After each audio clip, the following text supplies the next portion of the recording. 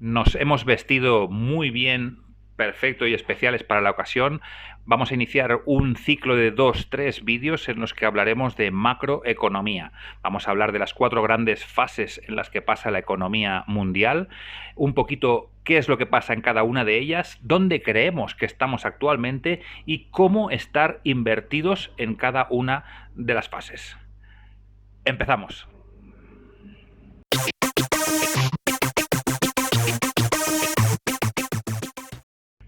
Antes de empezar a hablar sobre las 4 grandes fases de la economía mundial, me gustaría dejar claros varios conceptos que van a ir saliendo.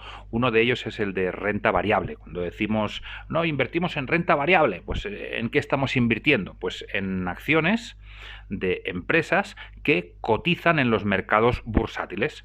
Por ejemplo, normalmente cuando nos vamos a referir a la renta variable, pues hablaremos de empresas que cotizan en el S&P 500, por ejemplo, ¿no? En el Standard & Poor's 500, que son las 500 mejores empresas de Estados Unidos, que cotizan todas en ese mercado, en esa bolsa.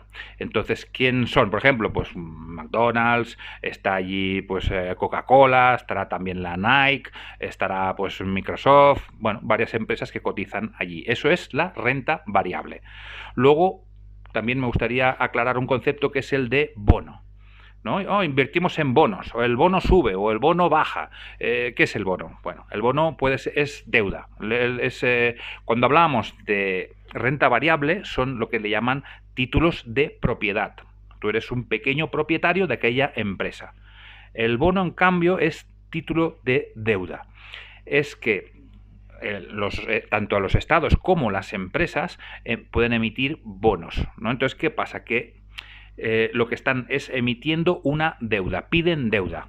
O sea, tú compras bonos del Estado, por ejemplo, bonos del Estado americano, pues le estás prestando un dinero al Estado americano, en este caso, a cambio de unos intereses, a cambio de unos beneficios anuales.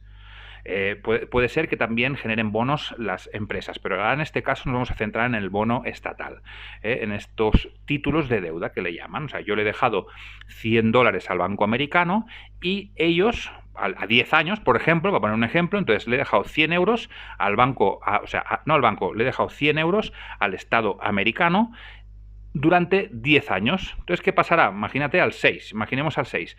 Pues que cada año me van a pagar a mí el Estado americano $6. El primer año, $6 el segundo, 6 el tercero, 6 el cuarto, así sucesivamente. Cuando lleguemos al año 10, me pagarán los 6 euros del año 10 y me devolverán mis $100 que yo le dejé hace 10 años. Así que eso es el bono, es una manera de emitir deuda de los estados. En función del estado en que lo emita, pues tiene, digamos, un rating mejor o peor. Es decir, son más fiables o menos fiables. El estado, por ejemplo, americano o el alemán, pues son mucho más fiables que, por ejemplo, el nicaragüense o el turco, que es de los peores, ¿no? Y que entonces, ¿qué pasará? Que el turco, cuando vaya al mercado a decir, bueno, necesito dinero, ¿quién me lo deja? Va a tener que pagar unas primas muy altas, o sea, un tanto por ciento muy alto. En cambio, el estado americano, pues posiblemente pagará menos por el dinero que pida prestado. Un poco es esa idea. El último concepto del que quería hablar es el de materias primas. Cuando hablamos de materias primas normalmente nos referimos pues al petróleo, nos referimos a las energías, pero también lo son pues el maíz, el arroz, bueno, son digamos materiales que forman parte del sector primario para entendernos, ¿no? Que no están manufacturados. Esos son materias primas. Para que queden claros estos 3 conceptos con los que vamos a girar, ¿no?, alrededor de estas fases. También me gustaría hablar pues del concepto de crecimiento, que también es muy importante. Cuando decimos que crece la economía, ¿no?, es que digamos aumenta de valor tanto sus cosas como la gente, o sea que sube la renta per cápita y la economía crece, se producen más bienes y servicios, hay más ventas y hay más movimiento, ¿no? Si decrece, pues lo contrario. Y cuando hablamos también de inflación, que también hablaremos para tener claras estas 4 fases, pues cuando hablamos de inflación también hablaremos de que el precio de las cosas, bienes y servicios aumenta si la inflación inflación es elevada, ¿no? Es positiva, pues está aumentando este precio, y si la inflación es negativa, pues está bajando el coste de la vida, para entendernos. Entonces son estos 5 conceptos, creo, que más o menos vamos a girar alrededor de ellos para explicar estas 4 fases, estas 4 grandes fases de la economía mundial. Continuamos. No olvidaros de que si os gusta el canal, un poquito os gusta el material que estamos ofreciendo, pues darnos a la campanita del like, suscríbete y sobre todo comenta qué te parece, si estás de acuerdo, si no estás de acuerdo, si te ha gustado el vídeo, porque realmente los comentarios son los que me sirven y nos sirven para avanzar y para evolucionar en una buena línea. Continuamos. Bueno, vamos a empezar con estas 4 grandes fases de la economía mundial. Como vemos en el cuadro, vamos a pivotar entre 2 conceptos, positivos o negativos. Es que son entre el concepto de crecimiento, en la parte superior del cuadro, donde está el crecimiento positivo, o crecimiento negativo. Así que si la sociedad está en un momento, la economía mundial, en el que está creciendo, estaremos en la parte de arriba del cuadro, y si la economía está decreciendo, no está creciendo, estaremos en la parte de abajo del cuadro. Y también nos moveremos entre inflación positiva o inflación negativa, como vemos en el cuadro. Así que empezamos. La primera fase de la economía mundial, para entendernos, para empezar por allí, porque no sabemos por dónde empezó esto, pero la primera fase es la fase 1, en la que tenemos crecimiento, o sea, la economía va bien, estamos creciendo, o sea, ahí se están produciendo cada vez más bienes y servicios, la gente los consume y la economía va bien, los sueldos suben y hay crecimiento positivo, y la inflación es negativa. Es decir, es poca. No quiere decir que sea negativa, sino que no hay apenas inflación. El precio de las cosas no está subiendo de una manera bárbara, para entendernos. Pues puede, como hace durante un tiempo a esta parte, que hemos estado en inflación cero prácticamente. O sea, no había inflación y había mucho crecimiento. Entonces esa es la primera fase. No hay inflación, el precio de las cosas y los bienes y servicios no aumenta de una manera, digamos, significativa, y la economía sí, la economía aumenta y estamos en crecimiento. La segunda fase, el crecimiento continúa, la economía sigue creciendo, pero ya la inflación ha empezado a subir. Ha empezado a subir poco a poco. Normalmente la inflación sube poco a poco, no como esta última vez, digamos, que han forzado y la inflación ha subido como 5 puntos en apenas un año. Eso no es normal. Normalmente la inflación, o sea, el precio de los bienes y servicios va subiendo poco a poco por diferentes motivos, por crisis en los de producción, o ya lo vimos en anteriores capítulos que explicamos los 3 motivos por los que la inflación pues podía subir. Estamos aquí en la segunda fase. Aún hay crecimiento, pero ya está subiendo la inflación. Cuando la inflación está disparada, que es como nos ha pasado hace unos meses con la inflación disparadísima, es decir, que el precio de las cosas y los bienes ya vale tanto que la gente empieza a no poder comprarlos, a no poder consumir según qué cosas. Entonces, ¿qué pasa? Que los bancos centrales, Banco Central Europeo, la Fed en Estados Unidos, empiezan a subir los tipos de interés. ¿Por qué suben los tipos de interés? Suben los tipos de interés para provocar una crisis. Para provocar una crisis y controlar la inflación. Y bajar la inflación por debajo de los tipos de interés. Entonces, mientras esto está pasando, mientras los tipos de interés están subiendo, que la inflación aún sigue subiendo, nos situamos en la fase 3. La fase 3, en la que el crecimiento ya empieza a ser negativo. ¿Por qué? Porque la economía mundial, la economía ya no está creciendo, ya no tiene suficiente fuerza para crecer, porque esta inflación está disparada.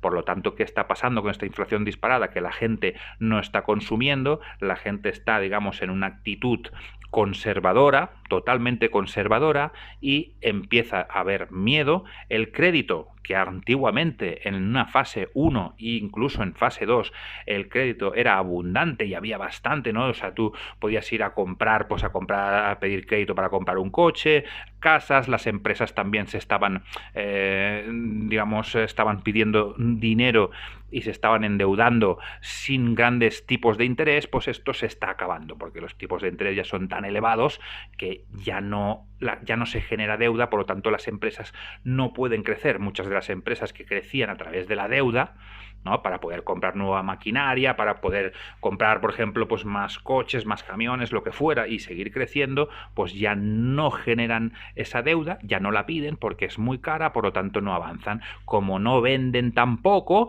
pues entonces, ¿qué va a pasar? Que vamos a entrar en una fase 4. La fase 3 normalmente dura bastante poco porque los bancos centrales suben rápidamente los tipos de interés. ¿Para qué? Para provocar esta crisis y hacer lo que va a pasar en la siguiente fase, que la inflación baje. Entonces ya nos ubicamos en la segunda parte del cuadro donde la inflación empieza a bajar. Y es ahí donde se produce la gran crisis. La gran crisis, el momento de crisis, el momento, digamos, peor de entre estas 4 fases, donde sí que es verdad que la inflación ya ha empezado a bajar, pero los tipos de interés aún están muy altos. ¿Y qué ha pasado? Como venimos de la fase 3, que cada vez ha habido menos ventas, menos ganancias de las empresas empiezan a despedir a gente porque ya no pueden gestionar, digamos, esos gastos y ese nivel de gastos, tampoco se pueden endeudar. Muchas de la gente de calle, digamos, no las empresas, sino la gente de calle, les han subido las hipotecas, que es lo que está pasando actualmente. Les han subido las hipotecas, por lo tanto ya no pueden gastar más allá de lo que gastaban, posiblemente ya no se están yendo de viaje, ya no están comprando según qué cosas, y llega un momento que si tu empresa pues empieza a tener que despedir gente, pues con los despidos llega el paro o lo que fuera, pero ya la gente empieza a no poder pagar las hipotecas. Las empresas también empiezan a no poder pagar pues los leasings, rentings o créditos varios que puedan tener, líneas de crédito o lo que fuera. Y nos encontramos entonces en este momento, no es que nos encontremos en este momento, sino que en esta situación es la fase 4. La fase de crisis, la fase en que nos pensamos que esto se va a acabar. La crisis pues del 2008, la que hubo también en el año 2000, la crisis del COVID, bueno, todas las crisis que han habido sucediendo a lo largo de los años. ¿Qué pasa? Que llega un momento que la inflación ya es tan baja, porque como nadie compra, si hay 100 tomates y no los estamos vendiendo, pues entonces, claro, ¿qué pasará? Que el tomate valía 3 y ya vale 2,5, ya vale 2, porque no lo estamos vendiendo. Entonces al final ya los precios bajan tanto, la inflación ya empieza a bajar tanto, que los tipos de interés empiezan a bajar. Los bancos centrales se dan cuenta que ya estamos en crisis total y empiezan a bajar los tipos de interés. Al bajar los tipos de interés se reactiva esa deuda, empieza a ponerse en funcionamiento la máquina de crear dinero, tac, tac, tac, tac, tac, tac, tac, y entonces empieza a crear dinero. Ya las empresas empiezan a endeudarse otra vez, vuelven a tener líneas de crédito, vuelven a necesitar trabajadores. ¿Y qué pasa? Que volvemos otra vez hacia la fase 1, porque la economía que no estaba creciendo, estaba en crecimiento negativo, empieza a crecer de nuevo. Y ya nos encontramos con una inflación muy baja y la economía creciendo. Los bancos empiezan otra vez a dar créditos, a dar hipotecas, la gente ya pues se puede comprar su casa o la segunda residencia porque ya tienen trabajo, porque su trabajo le han subido el sueldo, y volvemos otra vez a la fase 1. Y ahí tenemos ya un poquito el cuadro que pasa en cada una de las fases. ¡Hermanos! Lo que hacemos en la vida tiene su eco en la eternidad.